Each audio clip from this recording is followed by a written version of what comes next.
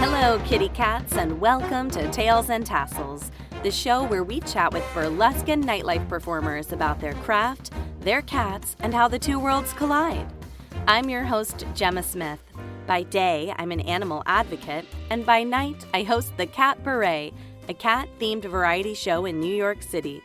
Join us for an exclusive backstage peek into the lives of performers and their kitty cats, filled with juicy stories and perfect tips for cat parents and creatives alike. Hey kitty cats! Thanks so much for joining another episode of Tales and Tassels. And before we dive into an interview with today's performer, I want to let you know of a really exciting event coming up in just a couple days if you're listening to this on October 3rd. On Saturday, October 5th, there is the Catsbury Park Cat Convention 2024 at Bellworks in Holmdel, New Jersey, right outside of Manhattan. And I'm going to be there. This is my first time at a cat convention. I'm going to be a vendor at a booth. We're going to have free merch, such as Catsbury stickers and a giveaway for tickets to the Catsbury show, as well as tons of flyers and takeaways for people to follow this podcast, Tales and Tassels, and grow our community.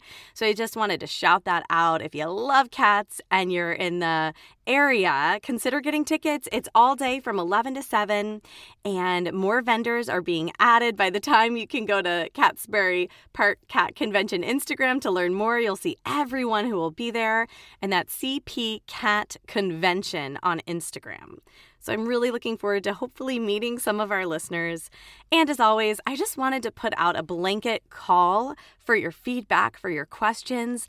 If there's a performer you would love to hear on this podcast, or you are a performer and you have art inspired by your cats, or you just love your cats and you're a nightlife burlesque performer, please reach out to me at talesandtasselspod@gmail.com, as well as any burning cat questions that you might have, or a certain feline expert you'd love to hear on the show, such as a behaviorist, a cat psychic, anything that you really are dying to know. I genuinely want to hear from you and make this podcast the best, the most meowsing that it can be. So don't be shy, drop me a line. Okay, let's get into today's episode. I am super excited about today's guest. I'm going to interview a performer from our Spring Catsbury show with another perfectly cat-inspired stage name, Gatita Negra. Gatita is an Afro-Barincan international burlesque performer who's been slinking onto stages since 2017. She's performed internationally in Como Lake, Italy in 2019, virtually on TV in Mexico City for a civil association dedicated to protecting the rights of LGBTQ people in 2020, and the 2022 Panama City Burlesque Festival. She also won the Freaky Friday Award in the virtual Revenge of the Blurreds Burlesque Festival. Thank you so much for being here, Gatita. I'm happy to be here. Thanks for having me. You know, I've interviewed a couple other burlesque performers, and you're the third one with a cat-themed name, which is so perfect for this podcast. But they started burlesque here in New York. Did you start then burlesque in Oakland? Yes, I started burlesque in Oakland. When I was 17, I started in a burlesque class. Like I was just taking classes. And it was fun because I think I still am like pretty good friends with all those people, even though a lot of them didn't like continue. A lot of it was like for self-confidence and just like self-affirmation for a lot of people. And it was only like a handful of us that continued on to perform. So it was fun. It was also funny. I remember when we first started, the group of people I graduated with, we would say, oh, of course we started stripping. Of course we started doing burlesque, like during a Trump presidency. It's like driving all of us to like be just radically self-loving and self-affirming because everything else was like crap. So Yeah, no, that's a perfect time to do it and reclaim some like empowerment and some joy during a dark, dark time. Yeah. I was doing it just for fun. Now it's just like my creative outlet. It's just how I can get things out. Anytime I'm like feeling a certain kind of way, I love to create an act about it. I love that. We're going to dive into your creative process in just a moment. But first, speaking of your stage name, Gatita Negra, what is the inspiration behind that? Was there a special little black kitten in your life? How did you choose that as your persona? Um, I wish. I wish I had my cat before that because I have a black cat now, but I got her after I started doing burlesque. So, uh, I actually thought of my name and it was had to like do with Santeria. Like it was like Ooh. Black Witch adjacent, which didn't really Ah. translate. I wanted my name to be Aje or Aja Negra, which is basically translates to witch, um, in kind of like Yoruban language, having to do with Santeria. So I wanted that to be my name, and then the longer I had it, which was only like a Mhm. month maybe, I was like, okay, first of all, nobody knows what I'm saying when I'm telling Mhm. them my name, um, and it doesn't translate the same way except to people who like know what I'm talking about. So then I was like, okay, what is like Mhm. witch adjacent? And I was like, black cats are witch adjacent. So I was like, okay, maybe Oh, I'll just put Gatita. Like Gatita yeah. is a cute name. And I was like, okay, now it really gives what I wanted to give and everybody understands what I mean. I love that, and it's kind of like your name manifested your cat now in your life versus it being the other way around. I think that's really cool. Right. It kind of had to be at that point. It was like, okay, my name is a black cat, so I need to have a black cat because then I'm just faking. Yeah, you're owning it now. And we Yeah. are going to talk. I am going to learn a lot more about your little black cat. But before we get into it, I would love to know in general your inspiration. And I think you touched on this. You said like what you're going through in your life, you create a new act. So can you talk a little bit about your creative process for developing acts? Yeah, I think it's a little bit influenced from the burlesque school that I started at. It was like a 3 month course.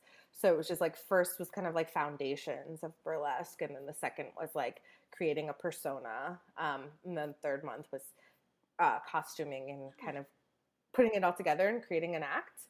And of course, for my first act, and because I was in this course, I went crazy with like the costume. Like it's my most rhinestone costume. Like I don't think I've put as many rhinestones on anything I've ever made after that.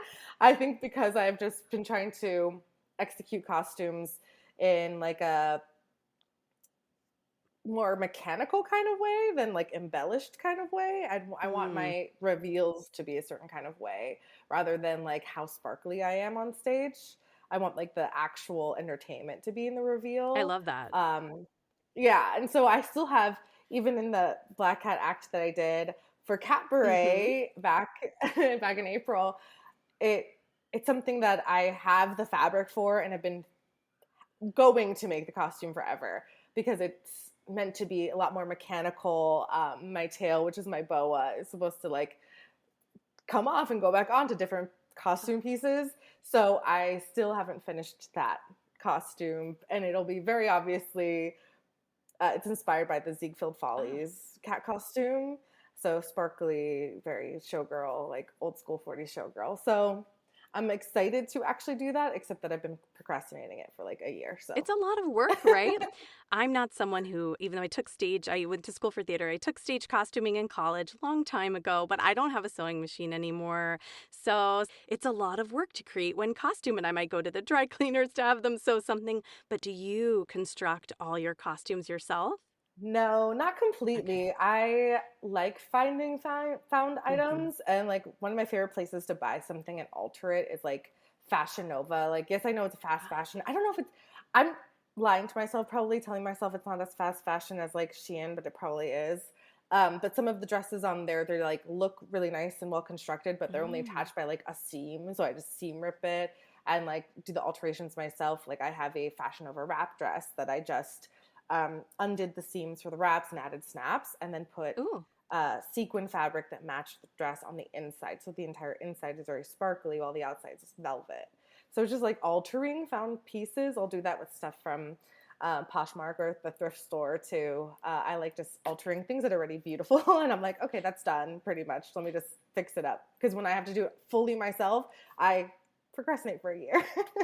Oh my So gosh. Yes, I get it. And I like that idea of it's kind of like it's inspiring you when you see the when you find the item, you in your head are like, oh, I could just do this, I could do this, I could do that, and then it's so much quicker. I still think that takes a good level of some seamstress abilities.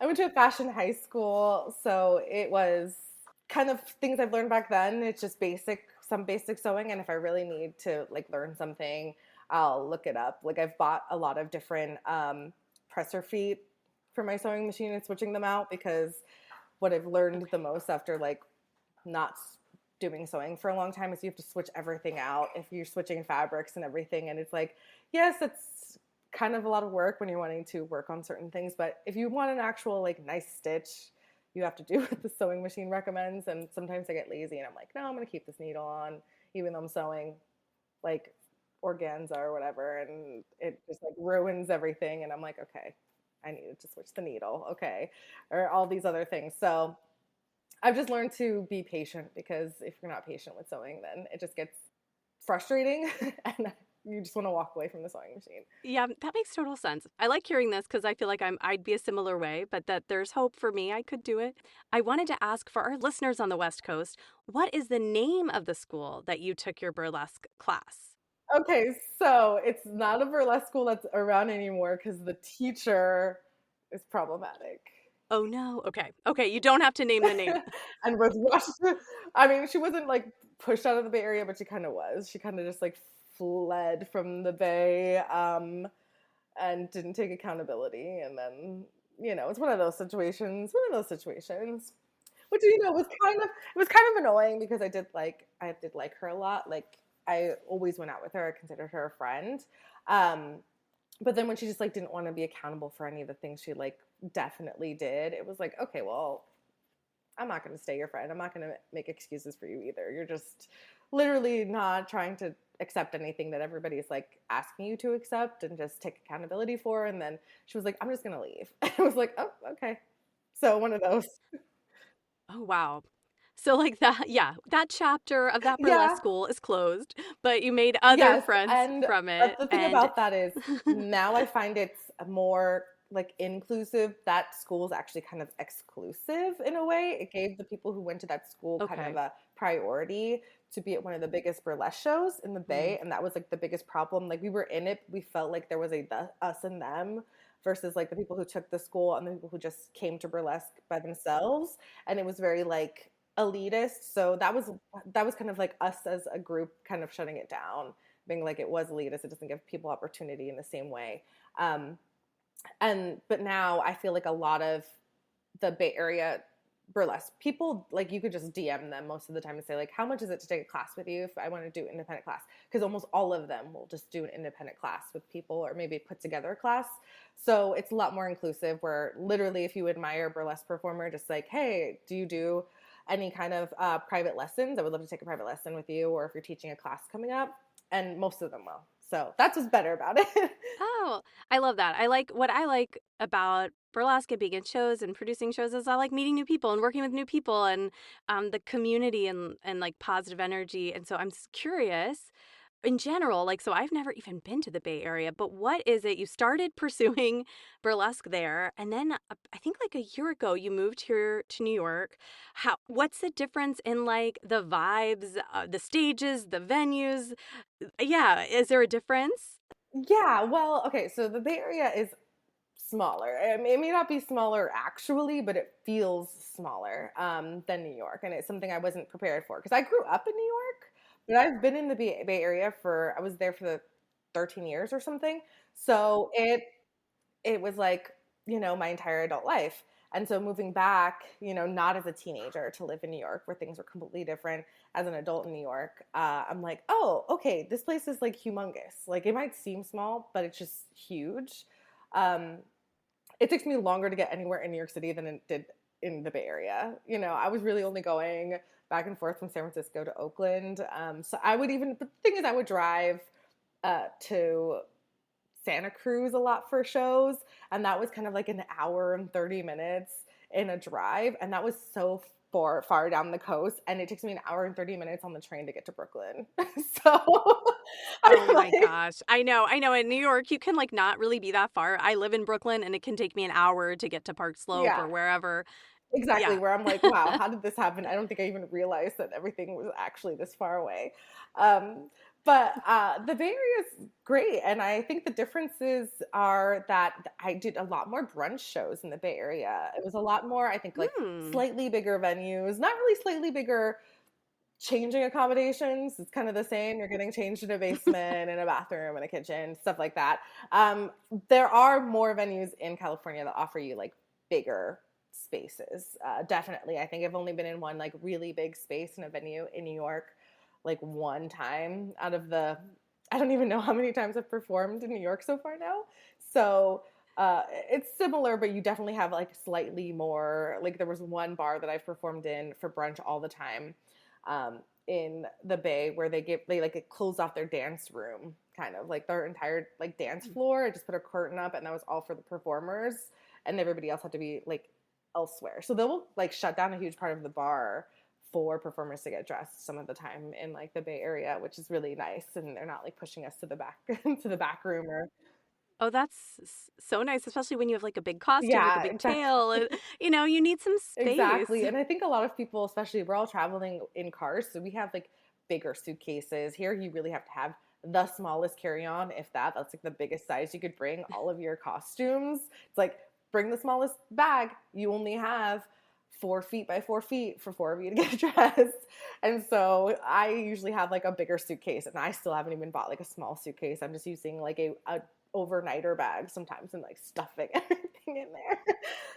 So Yeah, I'm thinking for people listening, I'm imagining our audience. I've done my market research on who I think our audience is, and either nightlife and burlesque performers or aspiring burlesque performers who love cats. And this is really great for people to hear that, like in New York, you kind of got to stuff your costume into an overnight bag or a small suitcase, and it's a long commute, and you're changing in kitchens and basements of bars. It's not. It looks glamorous when everyone comes out on stage, but it's not always glamorous, rarely behind the scenes. yes, and the worst part about it is that New York has weather, right? Like the Bay Area, I love so much. The one thing I think I miss the most is that it's 65 all year. It's like Oh, 2 weeks of 90-degree weather, right? Like 2 weeks in September is the summer in the San Francisco Bay Area. So most of the time you're not worried about like sweating all your makeup off. It's the middle of summer, and anytime I get booked for a summer show, I have like two fans going, trying not to sweat all my makeup off just getting dressed. So that's terrible. I mean, in the winter, sometimes it's a little cold, but I would rather be in a cold basement in the winter getting dressed than melting all of my makeup off of my face in the summer. So, yeah, totally. I hear you on that one. And you've also performed internationally. Were these in festivals? I performed once in a burlesque festival and I was so inspired. I really liked the experience. How is that different for you than performing in regular shows? Maybe for our listeners who haven't performed in a burlesque festival before. well, it's like a weekend event, right? So you're gonna be like exploring the city usually that you're in, hanging out with other burlesque performers who are there from other cities. So that's really fun. It's getting to know like all of the other burlesque performers who got into the show from different countries, different cities. Like that's really fun. You get to basically like a meet and greet, and then also it's like you get to be a tourist. So I really loved Panama because we all like branched off and did our own different little things in Panama City. Um, Mhm. and I had also gone to Como Lake. Como Lake was really fun. Got to do the boat, just like a boat trip on the lake, which was beautiful. They have a lot of things to eat there. I went to like I think it was like an antique fair. I don't know. I stumbled upon it while I was walking through, and I was like, okay, cool. This is like a vintage shop, and they were doing some kind of show. I think it was like cabaret burlesque adjacent, and I was with other burlesque performers, and we're like, wow, look, we just stumbled upon a burlesque show. Like that's really cool. Um, yeah, I think it's just mainly just being a tourist, but then getting to perform while you're there. Sometimes competing. I actually haven't competed yet for any of the shows, like the festivals I've been in. Um, Mainly because I click showcase whenever I'm applying, because I would rather go and have no pressure and just be a showcase performer and say like, hey, I'm going just because I like performing and I like being here and I wanted to visit the city and it seemed fun than to compete because I am such an anxious person. So competing like the whole weekend, I'd be like in shambles, like thinking about my choreography and my costume, and I don't know if I'd enjoy it as much. But that's just me. I might get over it one day, but I usually just want to be in a showcase at all of these festivals and not compete. That makes sense. And that sounds really fun. And it's good that you know yourself and how if you're, also spending money to travel, to go to a new place you haven't been before, like you want to make the most of it.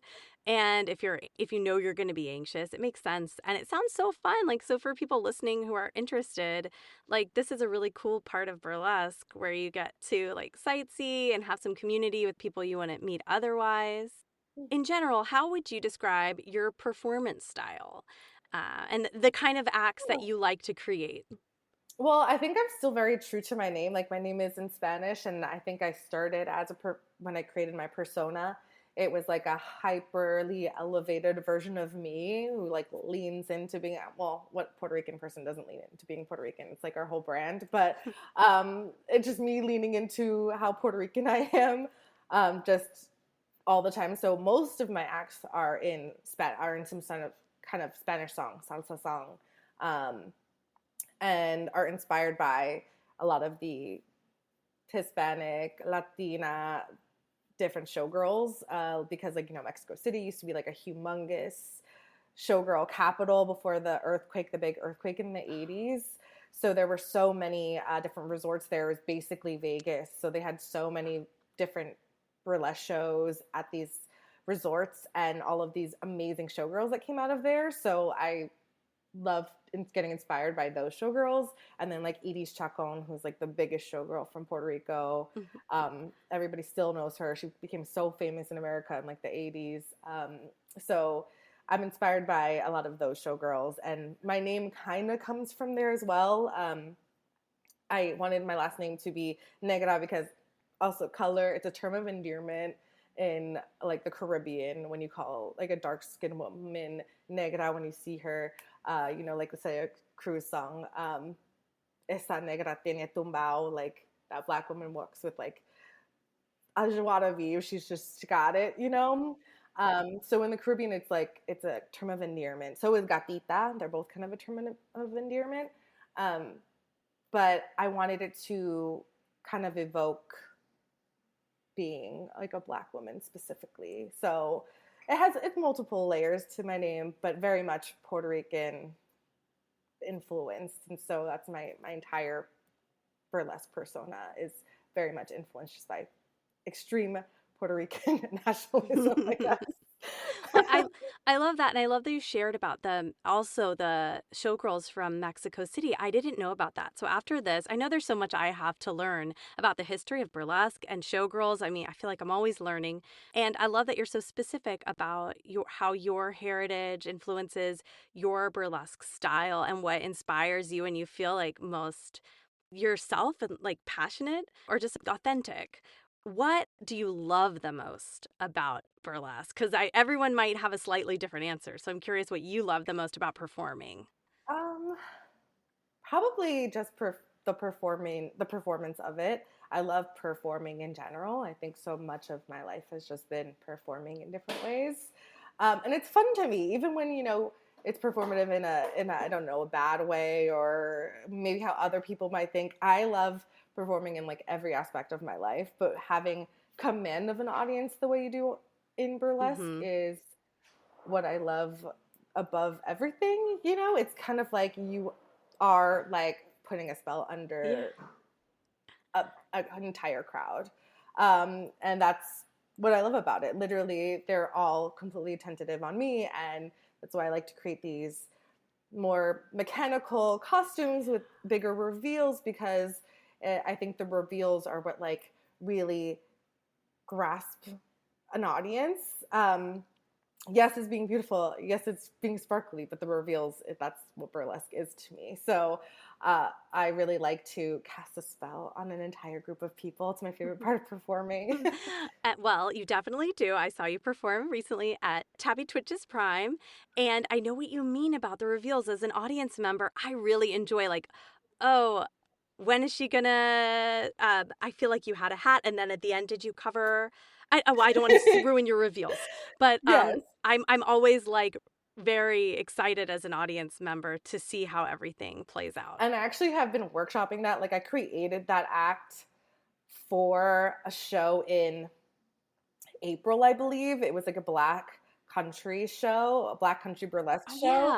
yeah. I Yes. think I saw that on Instagram. Yeah, and Clearly Fantastic, who was booking that show, she was like, "Hey, can you make a country act to like a black country act?" And I was like, "Yeah, I'll whip one up right now. I'll create it." So I've kind of Oh, like wow. even then it was like completely at the beginning stages where I've added like two different costume pieces so far, and I still have more embellishment. I always originally wanted ruffles on my chaps that I wear in that act. Mm-hmm. But now that I added like my tassely jacket, I found the fringe on that jacket and I was like, actually, I'm going to make it fringe instead of ruffles. So I'm glad I didn't originally put that on because now I'm changing it every single time that I perform it. And originally it wasn't a a face reveal. Now it's kind of a face reveal act Mm. where I keep the hat on the Yes. entire act until the very end, and that's when I take my hat off. So it's a face reveal act more than anything, and slightly Mm-hmm. comedic. So I don't really do a lot of comedy acts. So I like it has a slight comedy aspect to it. Totally. Well, I feel like we've got a really great sense of your background in burlesque and your inspiration. So we've talked about your craft. Now let's talk about your cat. What is your cat's name and how did they find you? How did they come into your life? My cat's name is Mafalda. She is a black cat. She was my other burlesque friend's cat. She got that cat from a family she used to babysit. So, and Mafalda is actually born in Mexico City. She has a whole Oh, sordid wow. past. She's from Mexico City. And her original family, who are Portuguese people who lived in the Bay Area, they thought she was so cute in Mexico, I guess, and then scooped her up, brought her back to California, and then she lived with them and their kids for a little bit. And my friend, who I do burlesque with in the Bay Area, Barbie Bloodgloss, she babysat for them. And so when they had to move, they left Mafalda behind, and then Barbie took her in. Barbie had her for a while, and then she had to move to a place that didn't accept cats, Mm. and she didn't want to give her away to like the ASPCA, Mm-hmm. especially because she was like a middle age. She was like 9, Oh, middle-aged black cat, and she's like a little bit of a bitch. So, good they for don't her. like those don't get a she doesn't get adopted very often, that kind of spirited cat. So I was like, you know what, I'll take her. I don't want her to go to the ASPCA. Like she's an older girl and I want a kitty cat. It's time. I might as well get one. That was my friend's cat so that she can see her, continue to see her um, grow and everything. So she sees her on my Instagram all the time.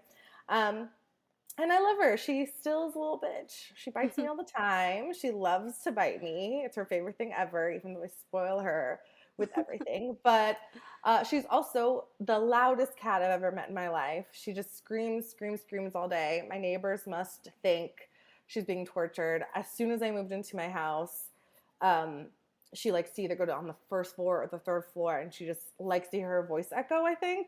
So I wake up to her screaming. I go to bed to her screaming. She loves to just yell. And how long have you had Mafalda, right? Yes, yes. She will be 14 in October, so 5 years now. Oh, that's wonderful. So she is like getting a little older. Mhm. Yeah, my cats are also 11 and no, 10 and 11, so they're middle-aged. So that's wonderful though that you've had her for 5 years and you mentioned your house. So this is something I saw on your Instagram or TikTok, really inspiring to me that you recently purchased a home here in New York City and you're, I think, renovating it. It's a new space for your cat. I would love to hear a little bit about that process for you. And then also, how is your cat acclimating to it? Well, yeah, I moved back to New York only to buy a house because I always told my family in New York, I was like, I'll move back if I could buy a house because I don't want to live in a small New York City apartment that's the same price, if not more, than an apartment in Oakland, where the apartments in Oakland are pretty big, nice and spacious. And I wasn't going to come back to a small little building in New York City and pay $4,000 for it. So I was like, okay, I want a house. So I have a house in Yonkers. It's very close to the Bronx. So it just feels like I've been there. the upper Bronx, Yeah. slightly above the Bronx. And I love it. It's a Victorian colonial house. It's really huge, but it definitely has so many issues, which I already knew about. That's the reason I got it. It was like way cheaper than anything in the area. And I was like, there's a reason for that. And yes, there are several reasons for that. But I've been renovating it slowly, but like all of the bedrooms, most of the bedrooms, not all of them, most of the bedrooms are like really nice and livable now, comfortable. My cat loves it. She used to kind of yell in my apartment, but as soon as we moved to this apartment, she became an opera singer. I don't know, her whole thing. She really loves to hear herself. And she gets to go outside all the time. Oh, So she loved to go on the balcony at my old apartment, but she gets to go outside. I just bought her like an air tag collar okay. so that I could see where she goes because she hates the street. She doesn't really like cars and other people, even though my street's very quiet. So sometimes she goes in that direction, but she loves to go into my neighbors' yards because all of my neighbors have huge yards. Like I have a really small yard compared to all my neighbors. I love that it's like she became an opera singer when she moved into your home. Cause like I know some cat, one of my friend's cats, she's a little older too, and she like meows a lot more just as she's getting older. But it sounds like it's specific with this. Moving to this house, there's an echo, and that's kind of when she meows more. Does she have a favorite spot in your home? Like, did she develop like an area that she likes to lay at the most when she's inside? Well, the house is fairly different temperature depending on the type of year because it's old. It doesn't have any insulation. That's another one of those things. It's like you got the house you got for the price you got because like in the winter it's freezing and in the summer it's like deathly. But this summer, luckily, I have curtains up, which helps so much. Last summer, I had just moved in and had no curtains. Like the sun just beamed into my house all day. So it was just like awful. But she has like a cooling mat when it gets too hot. She loves to lay out on. Oh, She loves to lay tummy up and her arms all out when it's really oh, hot. that's so It's cute. very cute. She does love the third floor though. My house is uninsulated, so the third floor is literally a sauna in the summer. You can't go up there at all. That's where I keep my costumes. I probably shouldn't. But she'll just be up there. I'll be looking for her, and she'll be tummy up, laying up there, and I'm like, it is 115 degrees up here, and she's just chilling, having a great time. She's having a spa day, I guess. She loves being up there. So That's so I love that. I mean, cats do like the heat and the sun, and I guess she'll know she'll be up there for a while, and when she gets hot enough, she'll leave. yeah. And belly up, that means she feels very safe because she's exposing her belly, so that's really good. Oh, that's good. She only started doing that recently because she wouldn't even let me touch her belly. Now sometimes she does. So she must just love being in that house. I knew she would, especially because she gets to go outside and she loves to be outside. Oh yeah. So you do have your own backyard. That I even if it's not as big as your neighbors, that's really cool. That's really special to have outdoor space and growing catnip. That would be awesome for her. Yeah, I'm actually trying to redo the front space Okay. as a garden as well because I hate having a lawn and I decided to like save money because everybody uses a landscaper. I think it's not too expensive to have a landscaper, but I'm like, why am I paying to have someone else mow my lawn? And then I did it and I was like, oh, I hate this. But I did it a few times and I'm still doing it. I just hate it every time I have to do it. I literally like get up and say like I hate this, but you know it saves me $50 every 2 weeks I would do it. It's good to not. exercise. I used to live in the suburbs before I moved here, and I had to mow our lawn. And I remember pulling the the string and pushing the. Yeah, I know it's probably good exercise. For me, I would think yeah. justify it. Well, I'm getting rid of the lawn anyway. I'm just Oh gonna make it yes. like all herb garden.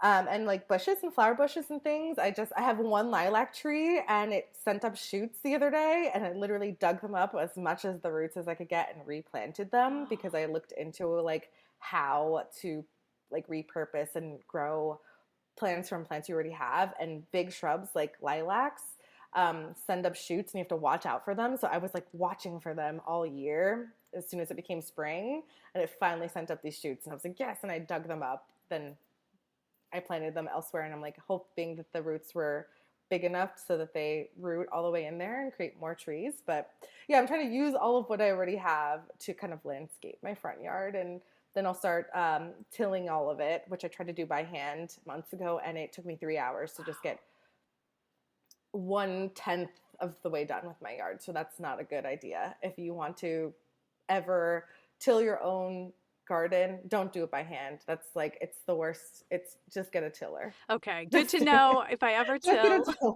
I would love to know for people who want to see, because everything you're describing, it like I love watching those videos of like before and after with homes or yards. Are you documenting any of this? And if so, where could people like see it? Yeah, I have a TikTok that I actually have an Instagram too, and I'm pretty sure it's just Moonset Maison, which is the name of my house. I decided to name it that because I was going to call it Lunation first, but I don't like that name. And also, my niece's name is Luna, and I don't want her thinking I'm naming my house after her. Okay. Even though she's like one, but that's all I need is for my sister's daughter and my cousin's daughter to start fighting about whose house is named after. I don't need that.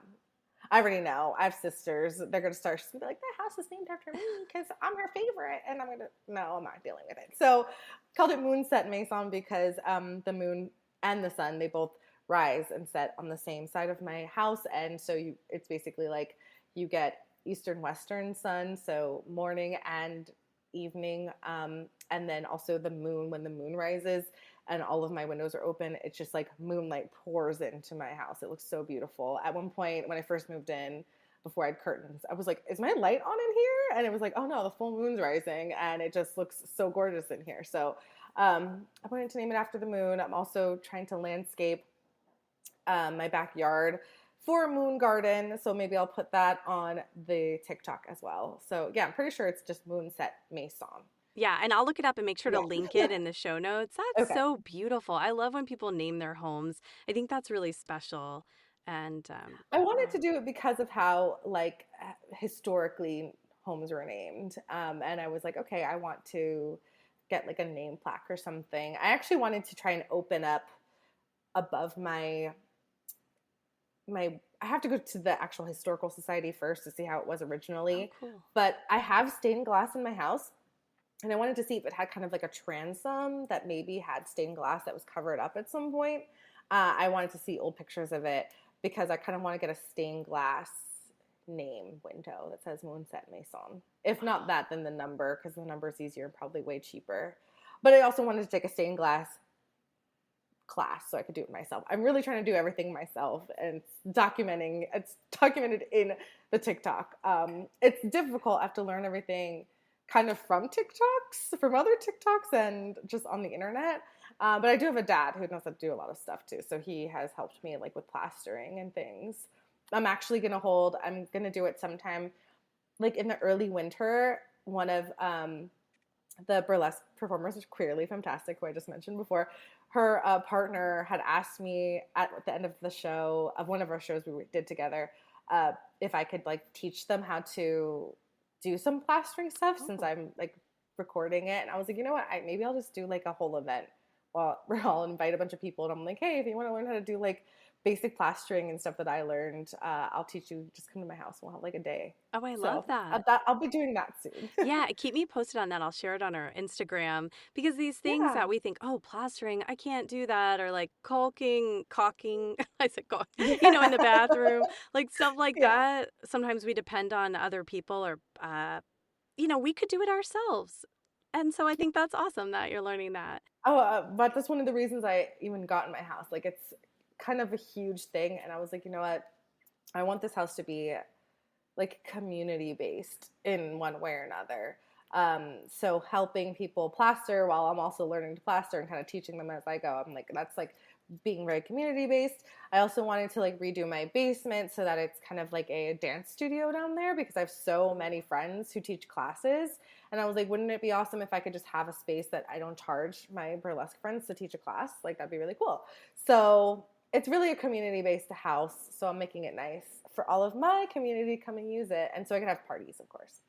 Oh, yes, definitely parties. And I Yeah, was going to ask because you mentioned, oh, the third floor, I keep all my costumes. And I was thinking, oh, it's so nice to have space for your costumes.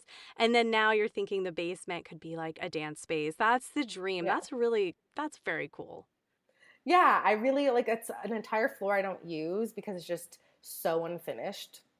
Like anytime I take a video down there and put it on Instagram, there are people who are like, "Is that a scene from Saw?" And I'm like, "Yeah, kind of. It kind of could be the next setting for whatever next Saw movie is coming up because it's just that unfinished and terrible looking, just like broken up concrete floors, holes, and all these things." So I just wanted to make it basically nice, put in some good lighting, and then I'll just do the rest. I'll just put in a nice linoleum dance floor and some mirrors on the walls so that it's a nice dance studio. And the basement's always so cool, even in the summertime, that it would be a perfect setting for that.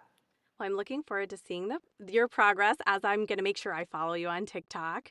I think I might already. I'm always I think you trying. do. Yeah, I'm always out there trying on TikTok.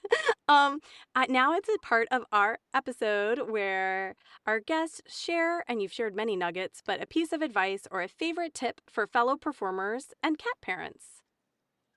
Okay.